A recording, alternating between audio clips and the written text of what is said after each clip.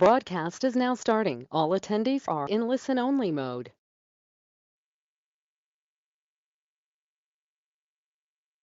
Hi, everyone. Thank you for being on time and thank you for joining us today. We're just going to give everyone else a few minutes to join us, so please bear with me.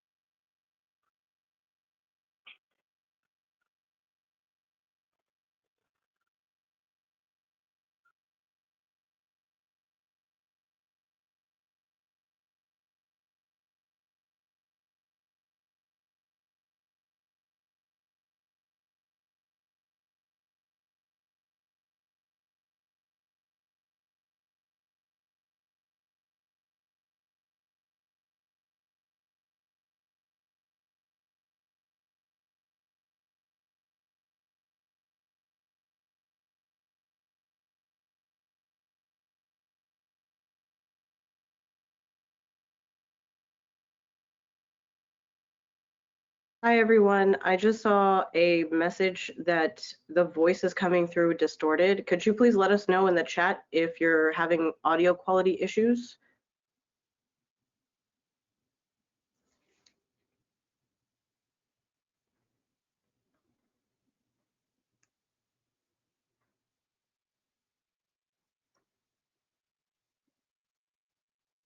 All right.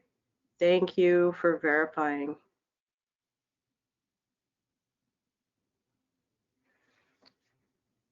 All right, since it's 2:03, we're going to go ahead and get started. So as it says on the page, thank you for joining us for the inaugural Identity Management Day. This event was created by the Identity Defined Security Alliance, or IDSA. Their executive director, Julie Smith, is one of our esteemed speakers today. Today's program and activities were planned and undertaken by both the IDSA and the National Cybersecurity Alliance. NCSA is delighted to welcome you to today's webinar, Secure Your Business with Proper Identity Management. This event is hosted under our Cybersecure My Business brand, where we hold monthly webinars, create content, and hopefully soon return to workshops to help educate and protect the small to medium-sized business community. The NCSA is an alliance of convening partners who recognizes the strength in the security collective and believes in educating individuals and organizations on cybersecurity best practices, as well as amplifying collective efforts to increase cybersecurity awareness. Please be sure to follow us on Twitter, where we share events, news, and updates to keep you on top of cyber issues and resources. You can also visit our webpage at StaySafeOnline.org for more content and resources. We'd like to take this opportunity to thank one of our affiliate sponsors, Trend Micro, for helping make this month's programming possible. If you or your company are interested in sponsorship opportunities, please reach out to us at info@StaySafeOnline.org. Our family of sponsors helps Cybersecure My Business reach over 10,000 webinar attendees, as well as over 5,000 workshop attendees and over 15,000 subscribers. As you can see on the slide, we have several slots available. Next slide, please. Identity management. So let's talk about why we're talking about identity management today. So to define it, identity management is making sure that the correct people can access the correct resources to make sure they can get their jobs done. This is a field of complex balances. Of privileges, restrictions, and mappings. Most of us understand that we cannot talk about security without also talking about privacy. Another essential relationship to understand to do security well is identity management. Security is not two-dimensional, and today's webinar is going to highlight that point. One of the most fundamental concepts in information security is the security triad, also known as the CIA Triad. These letters stand for confidentiality, integrity, and availability. It could be argued that not only is identity management relevant for all of these letters, but it is a functioning piece of all of them. It might be easy to spot how identity management falls easily into integrity, but it fits into much more if you understand it well. With that being said, I'd like to introduce our speakers. So next slide, please. Julie Smith is the Executive Director of the Identity Defined Security Alliance, responsible for executing the mission on behalf of the membership and the identity and security community. Throughout her career, she has held various leadership roles in technology and solutions companies, including product management, product and solutions marketing, and business development. Prior to joining the IDSA, Julie spent 13 years in the identity and security industry with leading vendors and solution providers. Today, we are also joined by Larone Banks. Larone Banks has a PhD and is a public interest technologist. He currently serves as a subject matter expert for the Federal Trade Commission, the FTC, which is America's consumer protection agency. A product of public institutions and beneficiary of public support, Lerone is sincerely committed to using his talents to tackle issues of national interest. As the first full-time computer scientist hired within the Division of Privacy and Identity Protection, the DPIP, at the FTC, Lerone advises federal and state attorneys on tech trends related to security and privacy and of the personal data of American citizens and non-US citizens through multinational agreements. In his role at the FTC, Lerone leads technical investigations into the data security and privacy practices of private sector businesses. While his name rarely appears on legal documents, his fingerprints are on every significant technical matter facing the FTC's Bureau of Consumer Protection, including investigations into companies like Apple, Amazon, Google, Facebook, LifeLock, Equifax, and Ashley Madison. Lerone is a thoughtful advisor, enthusiastic educator, curious researcher, and highly sought, trusted resource among consumer protection professionals. We're so happy to have you both here. And without further ado, Julie, please take it away. Thanks, Zarmeena, and thanks so much for having me here today. First off, before I get started, I want to thank the National Cybersecurity Alliance for partnering with us on Identity Management Day. It has been a tremendous initiative, and we're super excited that it has all come together on this particular day, and want to thank you all for joining us, and look forward to the conversation with Lerone. So next slide, please. Want to kick off my section just by talking a little bit about what is identity and access management. You know, obviously there's 6 key components to it. It is a discipline and framework of technologies. And as Gartner has talked about in the past, it's the function to give the right people the right access to the right resources at the right time. So that definition really ends up being very operational in nature. And one of the things that we've talked about quite a bit is that there is a security element to it, which I'll get to in a minute. But just to speak to it a little bit more, the components are authentication, which is obviously enabling someone to prove that they are who they say they are. Access, which once authenticated gives them the ability to get to the resources that they are requesting. Authorization provides those policies around what are they allowed to do once they get access to that resource, assuming that they do have the proper permissions. The analytics is kind of overseeing everything and understanding a little bit more about what the user is doing and the behavior as it relates to accessing resources. And in the case of some of the things I'll talk about later, triggering alerts if they're doing something that's sort of out of character for them. The audit side is super important, especially for highly regulated organizations. It ties into the audit component, or the compliance component, excuse me, around who has access to what, should they have access to that, and being able to prove from a regulatory perspective that the access systems are within compliance. And then lastly is really the administration of identities. So that is when I join an organization, I am now added to a authoritative source.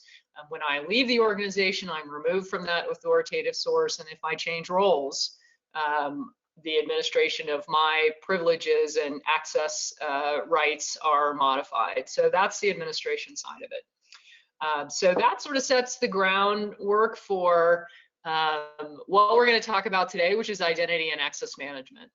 So next slide.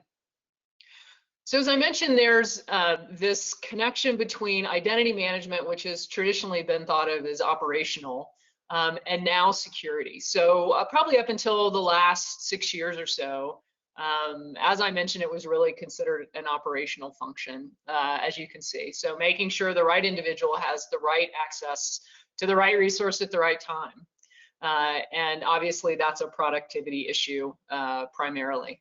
However, there's plenty of evidence that identity has now become a primary attack vector, and not even a really difficult one for hackers to use. All they need to do is find a valid username and password, and they simply log in. Once inside, it's a little bit more challenging as they figure out the lay of the land, move about undetected, and elevate privileges until they've found what they're looking for. This data proves it is happening at an alarming rate, and so is the urgency with which we need to think about identity management and securing digital identities.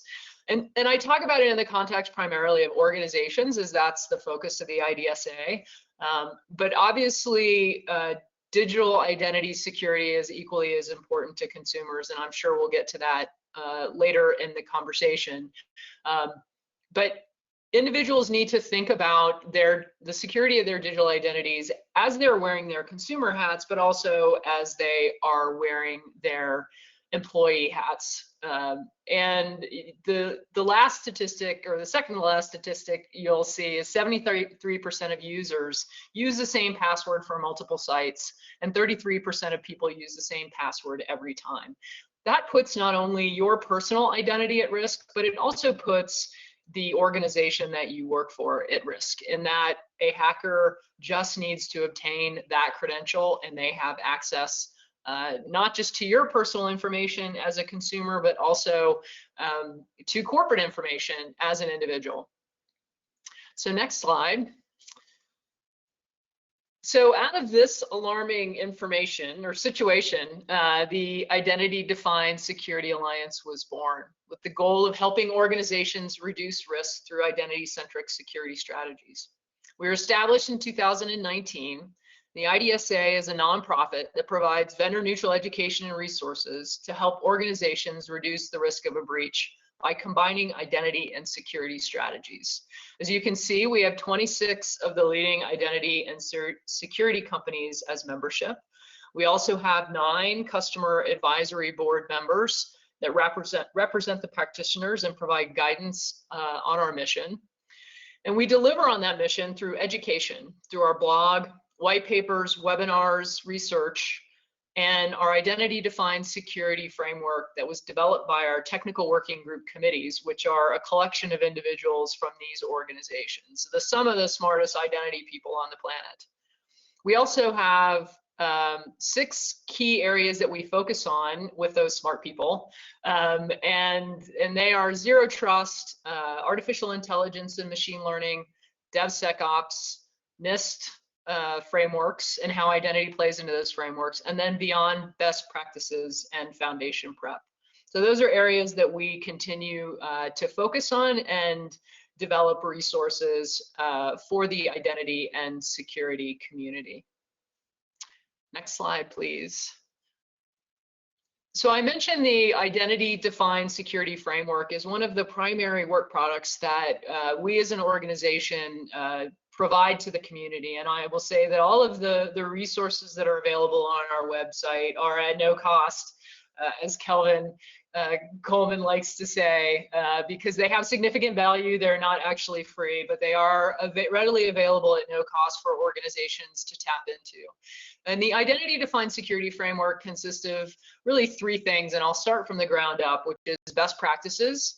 And those are recommendations that have been crowdsourced by our membership, as well as members of the Customer Advisory Board, that provide guidance on establishing an effective foundation for identity-defined security. And those best practices primarily focus on identity and access management foundations. The security outcomes and approaches are desired results that improve an organization's security posture through identity-centric security. And if you move on to the next slide, I'll talk a little bit about what the security outcomes and approaches and how they work together. We do have 19 defined identity-centric security outcomes, and they are things like, if you can see on the screen, user accounts and entitlements are granted through governance-driven provisioning. Application access is transparently and audited and enforced. And these are outcomes that organizations are working to achieve that we believe and recommend will make you more secure as an organization. The approaches are multiple ways based on your situation and the technologies you have deployed in your organization. They are implementation approaches of how you can achieve that specific outcome. So I encourage you to check out the website. As I mentioned, there's 19 of these identity-centric security outcomes, and they provide you guidance along with implementation strategies on how to achieve identity-centric security and reduce the risk of a breach. So moving on to the best practices, talk a little bit more about those. Again, they are recommendations for establishing a solid foundation and improving the effectiveness of those outcomes that I mentioned earlier. And right now they're categorized into a couple of different buckets. We're continuing to build out this library, but they focus on things like the identity lifecycle. So I mentioned earlier, joiner, mover, leaver as three key elements of an identity lifecycle, and there's best practices on how to manage that process and automate that process. Identity and directory focuses on the uniqueness of your identities, the authoritative source, protecting your directory, and in most cases it's going to be Active Directory, and then monitoring that Active Directory or your directory for anomalies that might happen. Things like orphan accounts, where an individual has left the organization but continues to have an account and may continue to have access to resources inside the organization. Those orphan accounts are prime targets for hackers to grab and leverage to get access to your networks. Identity governance falls under the lifecycle component, and we hit on things like governance policies and controls, focus on SOX and HIPAA compliance, and establishing governance committees, which is very important to making sure that the right people have the right access and involving the key stakeholders in that exercise. Things around privilege access management. So for those resources and data that require a higher level of access, there's a number of best practices around identifying those high-profile users and accounts, discovering those privilege access rights, and then continuously discovering those critical assets and data throughout the life cycle of those assets. And then lastly, we always have to have a catch-all. And so there's a number of best practices that focus on things, for example, an IAM governance committee. So making sure that you have processes for onboarding applications. As you bring new applications into the enterprise, do they have the proper identity and access management capabilities to grant access and authorize users based on the value of that data or that resource. So the last thing I'm going to talk about, which is probably why we're all here today, is on the next slide, and wanted to provide some advice. And I know we're going to come back around and have a long discussion around this, but I think this is probably the meat of what we want to talk about today. And so identity security advice for individuals and as employees, as I mentioned, as behaviors and security hygiene can cross over into the context of an employee. So examples are shared passwords for a privilege application, and the most recent example of that is the Oldsmar water breach, which had a password set of credentials to the water treatment application. And because those credentials were shared, they were probably loosely managed, and someone was able to breach those credentials and use them to simply log in to the platform that managed the water supply. Another example would be clicking on malicious links in the context of personal accounts and employee accounts. Phishing has become more prevalent during the time of COVID and remote workers and just disruption in our lives in general. So definitely think before you click. Share with care. Personal information is readily available online and can be used by attackers to do a variety of things, including impersonation and guessing usernames and passwords. Make sure you practice good password hygiene, both personal passwords and corporate passwords, as I mentioned. So no shared passwords or reused passwords or easy to guess passwords. Hackers use things like password spraying, and I'll give you an example, real life that hits our organization on a weekly basis. We have someone trying to access the back end of our website, believing that we have not practiced good password hygiene and using admin and probably password as the set of credentials to get access to our back end of our website and probably do not so nice things to the website. So make sure you use strong passwords and certainly use multi-factor authentication. And again, this applies to both individuals and organizations. Get savvy about Wi-Fi. Attackers can insert themselves between your device and an unsecured network to intercept account information and other sensitive data, or to download malware onto your unprotected device. Always keep a clean machine. Again, whether it's a corporate machine or a personal machine at home, keeping up with your software and providing security patches is critical. And then lastly, on the individual and employee side is own your online presence. Making sure that you're no longer using, or you've changed the default login for internet connected devices. As I mentioned, we've been attempting to be a victim of that. Spraying of passwords is a technique that's being used on a regular basis these days. So then I want to move on to organizations. So clarify ownership of all identities and establish governance processes and programs. That's critical to managing your identity and access management program. Make sure you establish unique identifiers for your identities and have an authoritative source for your trusted identity information.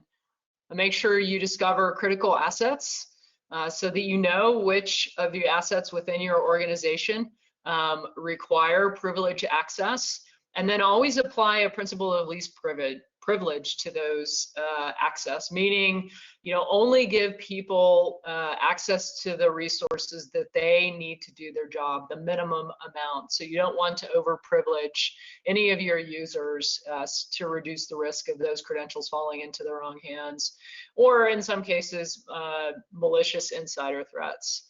And then from a technology perspective, There's some low-hanging fruit technology. I think that organizations that fall into the SMB category should definitely deploy SSO and password vaults.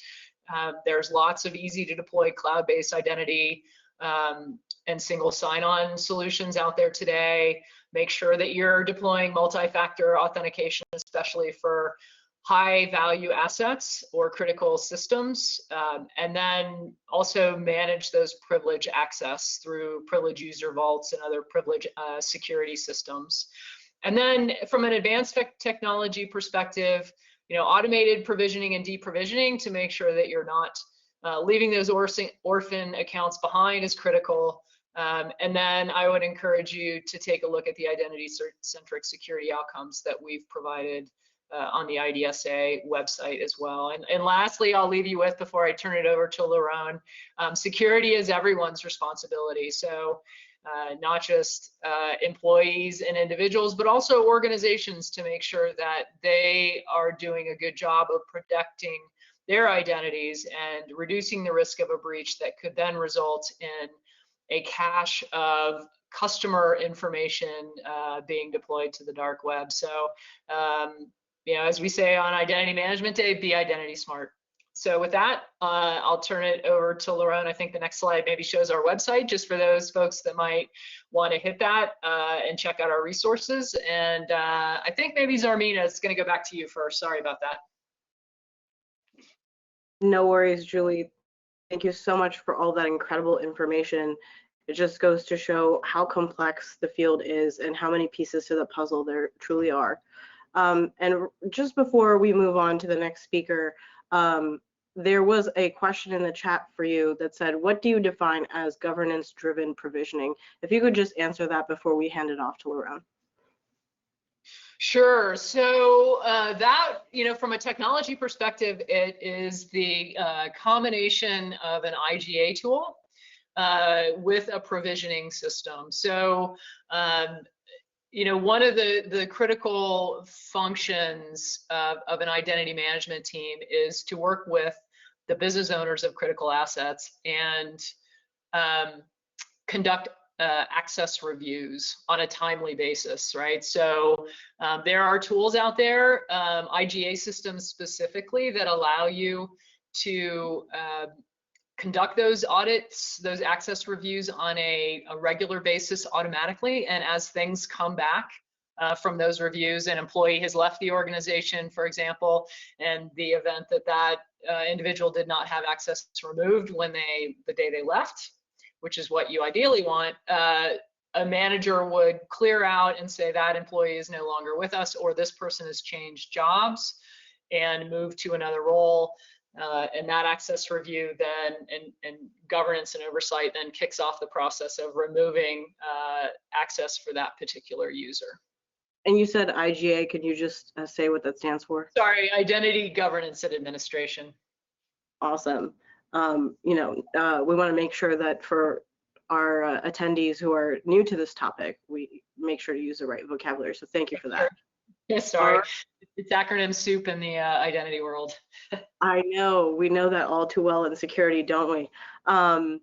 So Lerone, I think we are ready for you. If you can hear me, go ahead and let us know, and we'll go to the next slide, please, Justin.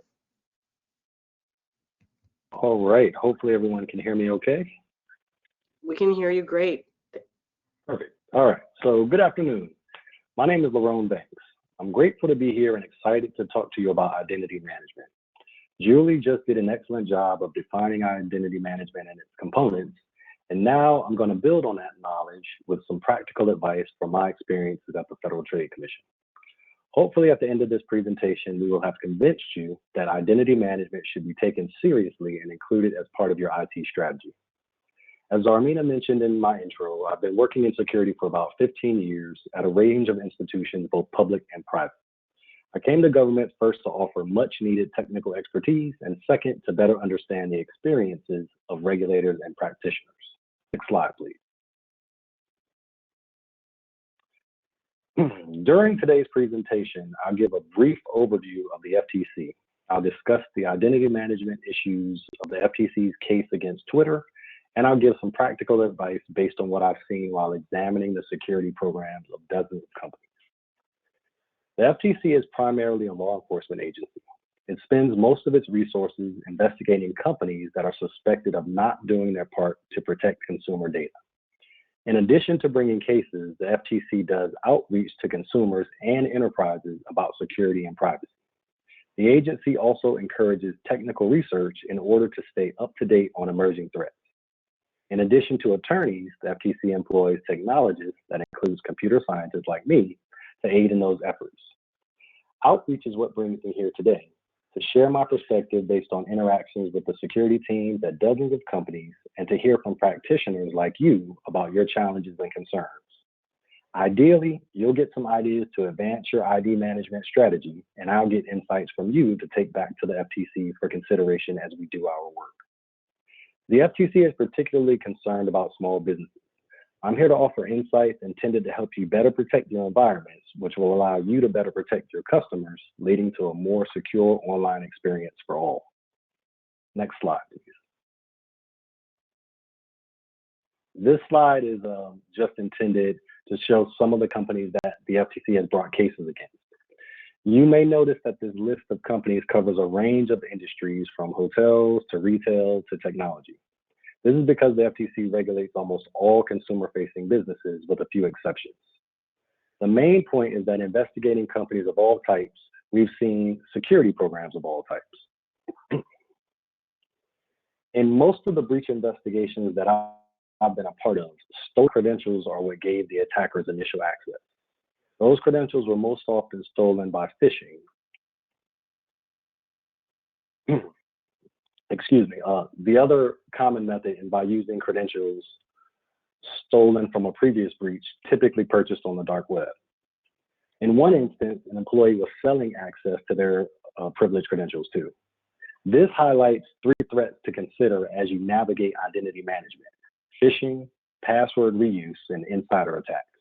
So not only do you have to consider what to do to manage the identities in your environment, but you also have to think about how other types of attacks may affect your identity management plan. Next slide, please.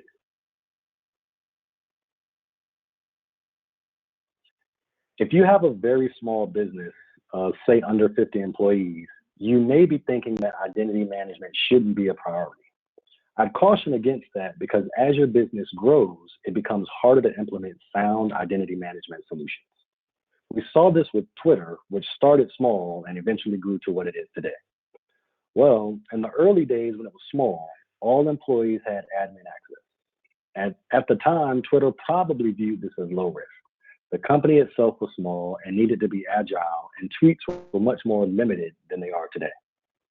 Once Twitter's user base and functionality exploded, effective identity management became, like most security controls, much more difficult to bolt on. The consequences were that more employees and vendors could freely access Twitter's internal system. Inevitably, this broad access was used for unauthorized access, a problem that was further complicated as Twitter added verified users, the blue check mark, while not requiring multi-factor authentication. With the blue check mark, getting into an account meant an attacker could impersonate a trusted identity. A few years later, Uber would make a similar mistake. Uber had something called God View, where employees could access ride details for any account. Some employees use this access to track people of interest, like spouses or significant others and journalists. Uber's situation was more risky because it included location data for trips that people had taken. The lesson here is that without an evolving identity management strategy, your business is asking for trouble in terms of both unauthorized access and possibly a call from the FTC. Next slide, please.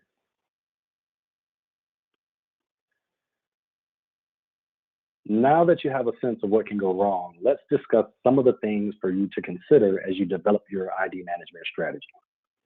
We'll start with mindset, and we'll cover how successful companies approach ID management. Then we'll go over actions that you can take at different stages of your identity management planning. And finally, I'll offer resources to help you go further in developing your program. Next slide, please.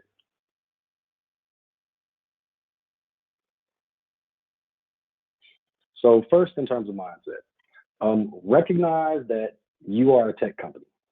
Even if your company's use of technology is limited, those resources are valuable to attackers. We've seen instances where a company that don't typically consider themselves to be engaged fully in technology have servers and systems that attackers can compromise to launch attacks on other entities. Next is to expect vulnerabilities. No matter what you do, your organization will have vulnerabilities at some point. If you expect them, then you'll actively look for them and be skeptical of any vendor offering a product that promises to eliminate them. This will allow you to focus on how to manage vulnerabilities as they arise. And lastly, in terms of mindset, remember that ID management is a continuous process. Whatever solutions you use today will need to be monitored, updated, and when necessary, replaced. Next slide, please.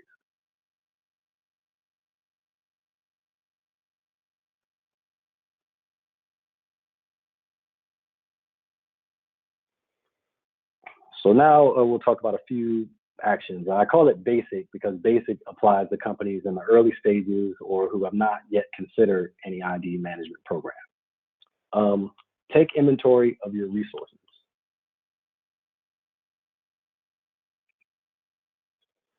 Think about the people, skills, and technology, and even the money that you have available to address identity management in your environment.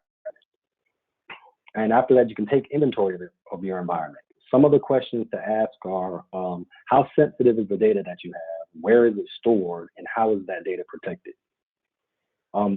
Ask what are your processes for managing identity and access control.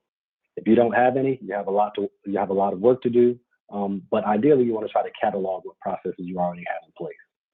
And then consider, how do your identity management efforts fit into your overall security program? Document the steps that you take to simplify the process in the future and to track them when employees leave. Evaluate your program regularly and look for those vulnerabilities that you're expecting to be present as your environment changes over time. And finally, plan to evolve your program as your needs change and new threats emerge. Next slide, please. For those further along in implementing ID management solutions, here are a few things to consider. Establish a process for getting information about threats.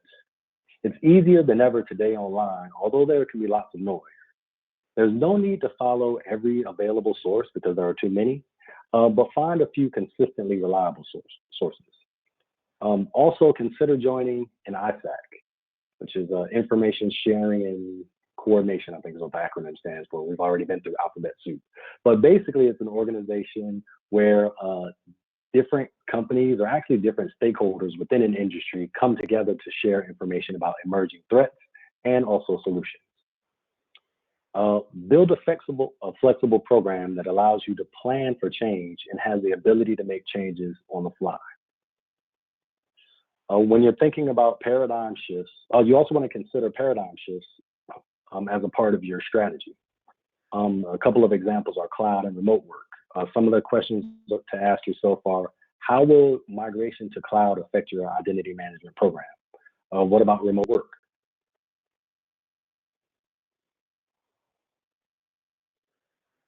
And finally, engage professionals.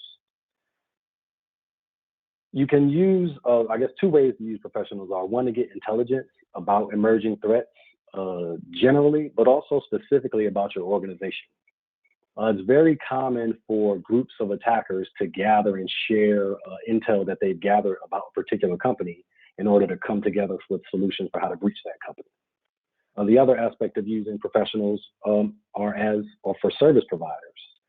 This is especially important if your organization lacks internal expertise. There is a growing number of companies offering identity management as a service and nonprofits like IDSA. Next slide, please. if you're looking for more information, the FTC periodically puts out business guidance, which you can find at these two links. I think the slide deck is going to go out to everyone, so you shouldn't need to write these down. But one for those really starting out in security in general, but also in ID management in particular, is a guidance piece called Start with Security. If you're a bit, next slide, please.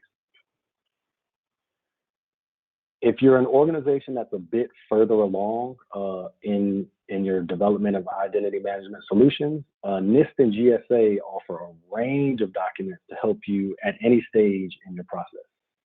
The guidance is intended for federal environments, but you can pick out the parts most relevant to your organization.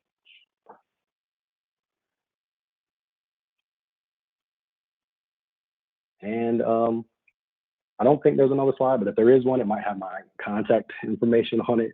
So if there is one, it should have my email address, which is lbanks@ftc.gov. But with that, I'll end so we can get to the discussion. Feel free to reach out to me by email. I believe strongly in open government, and I'm here to help. Thank you for your attention. Thank you both so much for providing such valuable information, and also for being approachable about if any of our audience has questions. Speaking of which, we are now in the discussion portion of our webinar. So I'm going to start it off with some of the questions that were asked in the chat, and then we'll collect more as we go along. So one of the questions that came up in the chat section was, should all multi-factor authentication be treated equally? For example, SMS, phone applications, key fobs, and email. So I'll let you both answer that. Would you like to start, Julie, or me? I don't mind either way. Yeah, Lerone, why don't you jump into that one? We had a discussion about it on a session earlier, so I'd love to get your perspective. Okay, well, be careful what you ask for, I guess. But no. So I don't think they're treated equally in the sense of some are more vulnerable than others, right? So NIST and other organizations have released guidance that basically said to avoid using SMS as a second factor. I agree with this based off the vulnerabilities that are identified, but one of the challenges, I guess we have to balance that the risk associated with SMS with the consequences of not doing anything. And so one of the things that I've seen in some of the companies that we've looked at is that they have heard about the guidance to avoid SMS, and they've taken that to mean, well, MFA is better to do nothing at all and just stick to, say, just using basic passwords. And so I would say that if your choices are between just using basic passwords and not using MFA, or using SMS-based MFA, I would probably say SMS is better in most circumstances. That said, if the value of the data and resources that you're trying to protect is particularly high, then you should use or move towards hardware-based solutions. So that would be fobs and other methods. I think, frankly, with the state of where we are today, doing something that requires a second factor is better than nothing. Yeah, I guess I would pile on to that as well. We had a conversation earlier today about hardware-based versus phone, and everybody nowadays has their phone with them pretty much 24/7. I think someone mentioned on the call that if they drive off from their house without their phone, that they're going to turn around and get it. And so I think you're right that it's the combination of things that makes it that much more secure. So using a strong password with an SMS is certainly better than using the same password over and over. And yeah, I agree with you, Lerone. I feel like you need to do, even that combination of things may mitigate the risk of someone intercepting that SMS message. So I know I use it in my personal world, certainly for all of my financial accounts and that kind of thing. So I think that's sound advice. everything you can do to keep someone from getting access to your accounts is better than nothing for sure. And I guess I'd just add one other thing to say that in terms of considerations, I mean, it's hard to kind of give this advice generally because it really depends on certain contexts. But even if you're using, say, phones with the assumption that everybody has a phone, then that could potentially introduce sort of bring your own device issues. And so how involved do you want your, if you're looking at MFA for your organization, how much do you want to rely on your employees' personal devices to be a part of your identity management solution? And there isn't a straightforward answer to that question. It's just something that you really have to think about. And I guess be okay with making a mistake, or, you know, maybe doing a trial and finding out that it doesn't work out. I think the main part, rather than to try to sort of pinpoint a particular way to start with, is to recognize that it's really going to be an evolving process in terms of an organization figuring out what's best for it to do. So with that said, sort of have a plan in place to maybe do a trial, a limited trial, evaluate how effective it is, and be ready to pivot to a different solution as they become cheaper, or as you find out that your current solution isn't as effective as you hoped it would be. Well, thank you both for being thorough. I'm sure that the audience really appreciates that. We've got plenty more questions coming in. So first, I would like to ask, so how do you feel about cloud-based identity and access systems like Okta, OKTA, and I'm not going to butcher this, SAVIYNT? So with that question, I guess, how do you feel about cloud-based systems affecting, how do cloud-based systems affect identity? And then how do you feel about these specific systems as well? So I'll jump in here, and I'm sure Lerone will provide his perspective as well. So, you know, I think for smaller size organizations, cloud-based identity and access management, I think that is definitely the way to go in terms of the capabilities, the functionality, you know, sort of allowing other people effectively to manage your infrastructure, if you will. I think the security of them has evolved certainly, and I don't think the security of a cloud-based solution it should be a concern. You know, organizations like Okta and has been around for quite some time, and I have proven strengthened solutions. I think the ease of deployment and the value it provides in terms of protecting your identities outweighs any potential risk of a concern on their side. So I guess that would be my high-level recommendation, Lerone, but given that you've got a computer engineering and background, you probably have something a little bit more deeper to go into on that one. Yeah, that puts a little pressure on me, but that's okay. No worries. I think the way I think about it is, in terms of what I've seen in terms of investigations, is the solutions I think are good generally in terms of using cloud-based solutions. The risk is when organizations don't fully appreciate the shared responsibility model that comes with using any cloud-based solutions, including identity management. So the tendency is to offload identity management, say, to these cloud providers, and then the organization sort of feels like, oh, I don't really have a responsibility to manage it, or sort of be aware of it. The issue becomes if your organization has more complex cloud integrations.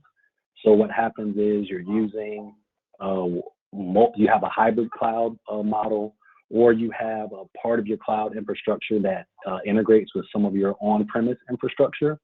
And those integrations can sometimes create vulnerabilities that the cloud service provider like Okta is not necessarily prepared to address, because they only have visibility to one aspect of the integration, while you as the enterprise have visibility into the full integration. So the cautionary part to that is, even if you use these providers, you still have, as an organization, a responsibility to really understand how it works if you want to reduce risk as much as possible. The other consideration with using these types of providers is you have to be aware that as solutions providers, they don't also have a secondary use for the data that's generated from the service that they provide. We've actually done some research where we've looked at whether or not companies that offer MFA solutions or identity management solutions are using that data on the back end to power other initiatives within their organization. So that's something you really want to be aware of as more and more of these companies pop up to offer services. Yeah, I think you mentioned in your presentation, Lerone, that tap into the experts. I think that's a great piece of advice, especially for the smaller organizations where IT is not their core business, right? Although everybody needs to sort of think about it as core to their business, but tap into the experts. There's a number of large organizations that help small businesses around identity and access management, and then there's also a large number of sort of more boutique organizations that help out organizations as well to make sure that you're implementing the right solutions given your situation. Got it. Well, thank you for answering that question. And as I mentioned, there's plenty more, so I'm just going to keep going. So someone asked also, would allowing users to enable trusted devices compromise the identity security of the team?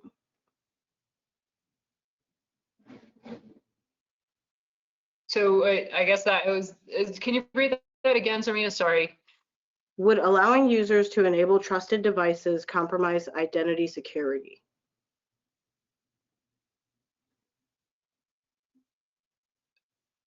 Yeah, I'm not sure. Are they referring to like where you can mark your device as trusted so that it doesn't have to go through MFA checks for the second time that you try to access resources? Is that right? Correct. Oh, Yes. okay. I mean, it could in some instances. I mean, there's always some risk if that device is later compromised at some point in the future, then that device is now trusted and compromised as well. So I think it depends on, so I think that's one aspect of it. I think it depends on what types of devices you're allowing to be trusted, whether those are company issued devices, in which case the expectation would be that the company manages security for those devices and therefore locks them down. That would be the ideal case. But if you're allowing your employees, say, to mark their own personal devices that they use outside of the business context to mark as trusted, then I think that increases the risk. So it sort of depends on the context that you plan to use it. But I guess I would say if you're allowing trusted devices, then you as the organization should have more input into the security of those devices that your employees are allowed to mark as trusted. Got it. Since we don't have a lot of time left, I will encourage the audience to definitely email or get in touch with the speakers however you can. There's been plenty of questions about single sign-on and many other things. I did want to ask a couple more questions while we have time. One is that organizations tend to struggle to align identity and security teams. Only half, about 53%, report that security has any level of ownership over the identity access management workforce, even though 94% of organizations have had identity-related breaches. Why do you both think that might be the case? Yeah, thanks, Zarmeena. Those are statistics that came out of some research that we conducted about a year ago. The state of identity and trying to get a handle on how organizations are thinking about identity as it relates to their security strategy. And I guess my belief is that, and what I've mentioned earlier, is that identity and access management in organizations has been treated more as an operational function. So it's really about granting access to resources. And I think up until probably 6 or 7 years ago with one of the first Verizon data breach investigations report that highlighted that credentials and usernames and passwords were the primary cause of the breaches that they were seeing, that organizations are seeing. I think that was the first time when this identity to security connection was really made. And so, the chief information security officers maybe haven't been as interested in that function, in owning that function in the past, just because it was considered more operational. But with the proliferation of applications, with the proliferation of cloud, BYOD, the number of identities in the enterprises, and then in organizations, even small ones as well, has really exploded. And so that just creates this threat surface, if you will, of identities and credentials that could be breached and used to breach an organization. So I think in the past, it has been operational, but I think more and more, and as the statistics, that I talked about earlier, show it really needs to be owned by the security function within the organization. Got it. And Lerone, did you want to offer your piece on that as well? Oh yeah, the only thing I'd add, just in response to why, at least why I've seen it happen, is typically because organizations have older rigid structures. So there was a time when the two functions were set up separately, and the organizations don't really have the either company complete buy-in or the resources or whatever to be able to sort of merge the two. And as a result, that old structure has been allowed to persist. I think that's the importance for companies being able to have more flexible structures, so that when changes, basically paradigm shifts like this happen, where there's a need to combine identity and security functions, companies are able to do that relatively easy. So I think it's a structural problem more than anything. Yeah, I have to agree with you on that, Lerone. Both of you, but in my experience, I've seen exactly what you've seen. We've got a couple minutes left. I just want to take one more question out of the audience selection. Is there some risk on privacy using identity management? My instincts say no, but I want to hear what the experts have to say. Sure, I can start with that one. So there is some at different levels. So one example is if you use phone numbers, say for the second factor. Well, those phone numbers then become identifiers for the individuals. And if you're a less scrupulous organization, let's just say, you can sell those phone numbers. So there's a huge market for data about individuals. Data brokers are a real thing and are pretty active in terms of collecting data. And so some of the information that's used as second factors can then become privacy risks, not just phone numbers, but even the answers to security questions, right? Because those tend to be personal information that can be used to track people or identify them in other contexts. That's a great point. I hadn't thought about it that way.